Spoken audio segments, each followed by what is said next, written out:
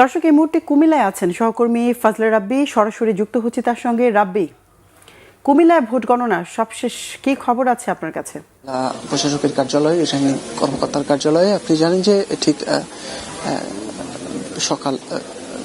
বিকাল 4:30 কিন্তু আসলে মূলত যে নির্বাচনের ভোট গ্রহণ, জাতীয় নির্বাচনের 13তম আসন, সেটি সম্পন্ন হয়েছে। এখন পর্যন্ত আসলে আমাদের কাছে বেসরকারি কিছু ফলাফল হাতে আসছে, সেই অনুযায়ী আমি জানিয়ে রাখতে চাই কুমিল্লা 1 আসনে কিন্তু মোটামুটি বিএনপি যিনি প্রার্থী আছেন, দলীয় স্থায়ী কমিটির সদস্য খন্দকার মোশাররফ হোসেন, বেসরকারিভাবে ফলাফলে তিনি অনেকটা এগিয়ে আছেন। তার বিপরীতে জামাতের মনিরুজ্জামান উনিও লড়ছেন, কিন্তু তিনি কিন্তু একটা পিছিয়ে আছেন। এছাড়াও যে কুমিল্লায় হোমনা এবং তিতাস উপজেলার আর ওই দুইটি আসন, ওইটি দুইটি উপজেলা মিলে কুমিল্লা 2 আসন সেটি সেখানে কিন্তু আসলে সেখানেও ধানের শীষ এগিয়ে আসে। অর্থাৎ বলা চলে মোটামুটি কুমিল্লা যে 11টি আসন আছে তার মধ্যে প্রায় 8 থেকে 9টি আসনে মোটামুটি ধানের শীষের প্রার্থী এগিয়ে আছেন। এবং এছাড়া আপনি জানেন যে হাসনাত আব্দুল্লাহ যেই কুমিল্লা 4 আসন, অর্থাৎ এই 4 আসনে কিন্তু ইতিমধ্যে হাসনাত আব্দুল্লাহকে বেসরকারিভাবে নির্বাচিত করা হয়েছে। এবং কুমিল্লা 11 আসনে, যেটা 14 গ্রামে অত্যন্ত গুরুত্বপূর্ণ হিসেবে, যেখানে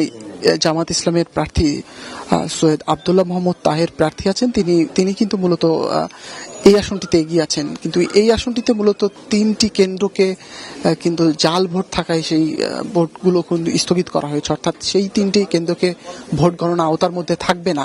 এছাড়াও আপনাকে জানিয়ে রাখতে চাই একটি বিষয়, যে পোস্টাল ভোটের যে বিষয়টা, সেটা কিন্তু আসলে কুমিল্লা এখন পর্যন্ত গণনার আওতায় আসেনি। অর্থাৎ যে 1 লাখের বেশি ভোট আছে পোস্টাল ব্যালটের, এই ভোটটা কিন্তু এখন পর্যন্ত গণনা হয়নি। অর্থাৎ এই ভোটটা যখন গণনা হবে তখন কিন্তু অন্যান্য প্রার্থী যারা পিছিয়ে আছেন বা যারা অনেক এগিয়ে আছেন তাদের জন্য আরো একটু বাড়তি মাত্রা যোগ করবে, যার ফলে বলা যাচ্ছে যে কুমিল্লার যে 11টি আসন আছে, 11টি আসনের অধিকাংশ আসনটিতেই এখন পর্যন্ত বিএনপির অবস্থা শক্ত অবস্থায় রয়েছে বেসরকারিভাবে, এখন পর্যন্ত সর্বশেষ যে তথ্য আছে আমার কাছে।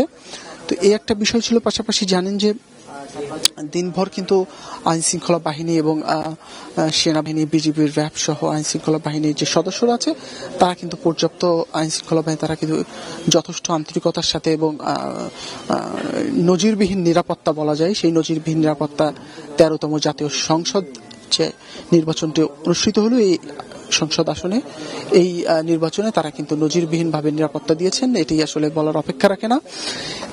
এই ছিল তো মোটামুটি আমার কাছে এখানকার কুমিল্লার থেকে সর্বশেষ অবস্থা। রাব্বি, ধন্যবাদ আপনাকে। দর্শক, কুমিল্লা থেকে যুক্ত হয়েছিলেন সহকর্মী ফাজলে রাব্বি।